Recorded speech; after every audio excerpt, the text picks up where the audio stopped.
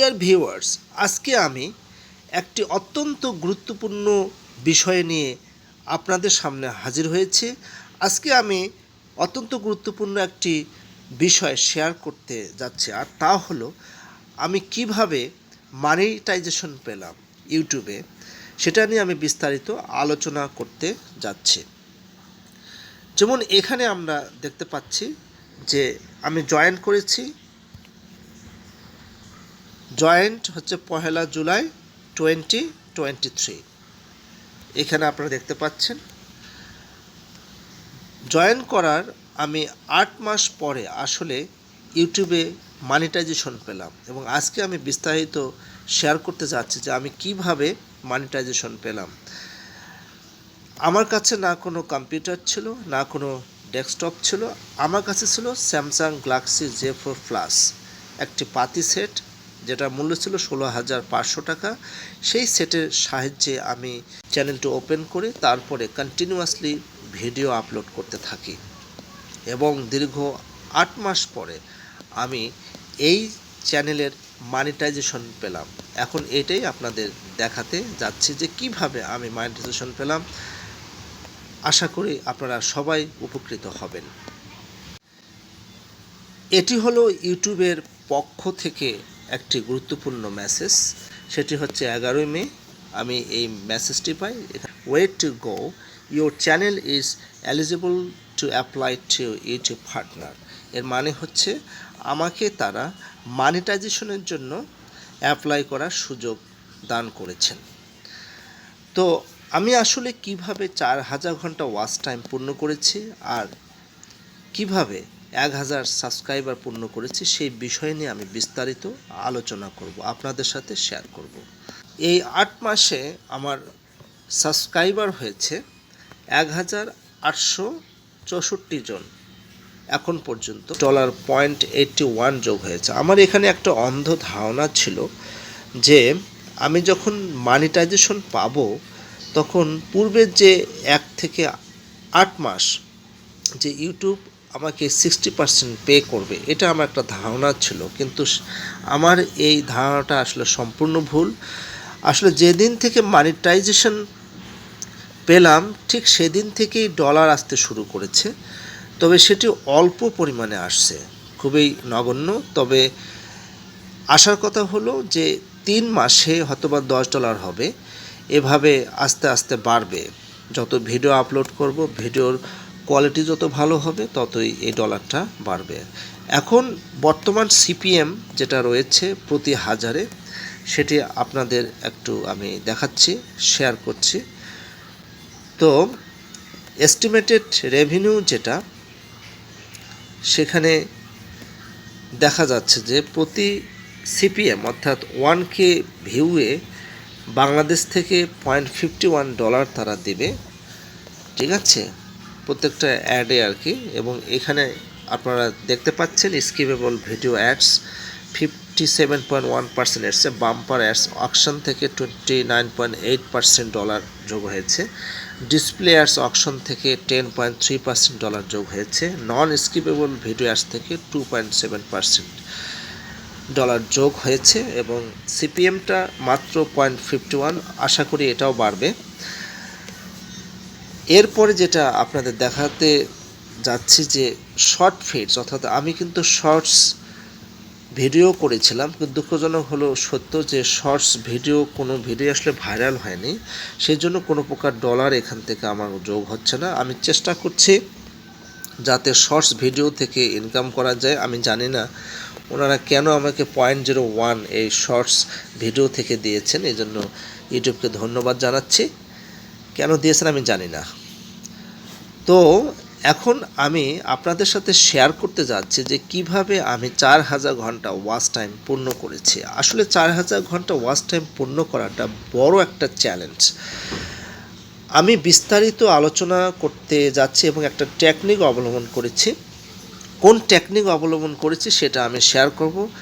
আশা করি আপনারাও এটা অবলম্বন করে, অর্থাৎ ফলো করে আপনারাও 4000 ঘন্টা ওয়াচ টাইম পূর্ণ করতে পারবেন। ডিয়ার ভিউয়ার্স, আপনারা এখানে অবশ্যই কিছু দেখতে পাচ্ছেন। এখানে 30শে মার্চ 2024 সালে আমার চ্যানেলে ওয়াচ টাইম অর্থাৎ ছিল হচ্ছে 3427 ঘন্টা। তাহলে আমার 4000 ঘন্টা পূর্ণ করার জন্য 600 ঘন্টারও কিছু বেশি সময় লাগবে। তো আমি ঠিক তখন থেকে হিসেব করা শুরু করি যে প্রতিদিন আসলে আমার কত ঘন্টা করে যোগ হচ্ছে। আপনারা এখানে দেখতে পাচ্ছেন 31শে মার্চ যোগ হয়েছে 16 ঘন্টা, 1 এপ্রিল যোগ হয়েছে 24 ঘন্টা, 2 এপ্রিল যোগ হয়েছে 17 ঘন্টা, 3 এপ্রিল যোগ হয়েছে 16 ঘন্টা, 4 এপ্রিল যোগ হয়েছে 15 ঘন্টা, 5 এপ্রিল যোগ হয়েছে 17 ঘন্টা। এভাবে দেখা যাচ্ছে যে 19 ঘন্টা, 15 ঘন্টা, 22 ঘন্টা, 10 ঘন্টা এবং 10 এপ্রিলে এবং 11 এপ্রিল দেখা যাচ্ছে 8 ঘন্টা 8 ঘন্টা করে যোগ হয়েছে। 12 এপ্রিল যোগ হয়েছে 11 ঘন্টা এবং 13, 14, 15 এখানে আস্তে আস্তে ডাউন হয়ে যায় এবং 16 এপ্রিল মাত্র 2 ঘন্টা যোগ হয়েছে।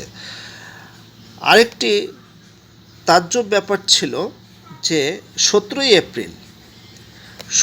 এপ্রিল ইউটিউব আমার কাছ থেকে 16 ঘন্টা মাইনাস করে দিয়েছিল। কেন করে দিয়েছে আমি জানি না, তো ওনারা এটা মাইনাস করে দিয়েছেন। তবে 18 এপ্রিল আবার 7 ঘন্টা যোগ হয়। এভাবে আমরা দেখতে পাচ্ছি 19 এপ্রিল 4 ঘন্টা, 20 এপ্রিল 15 ঘন্টা, আবার 20 এপ্রিলে দুবার কিন্তু সকাল 10টার দিকে 15 ঘন্টা যোগ হয়, 20 এপ্রিল দুপুর 2টার দিকে আবার 8 ঘন্টা যোগ হয়, 21 এপ্রিল 6 ঘন্টা, 21 এপ্রিল আবারও 17 ঘন্টা। এই 20 এপ্রিল এবং 21 এপ্রিল এটা ডাবল যোগ হয়।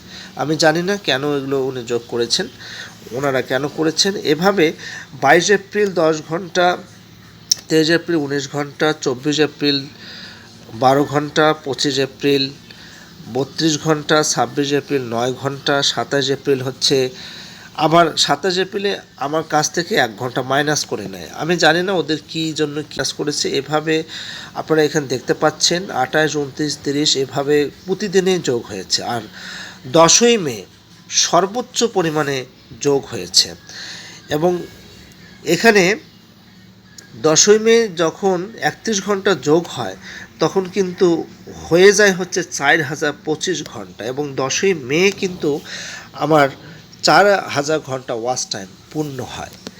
এবং আমি কিভাবে পূর্ণ করেছে আমি একটা টেকনিক অবলম্বন করেছি, সেটাই এখন শেয়ার করতে যাচ্ছি।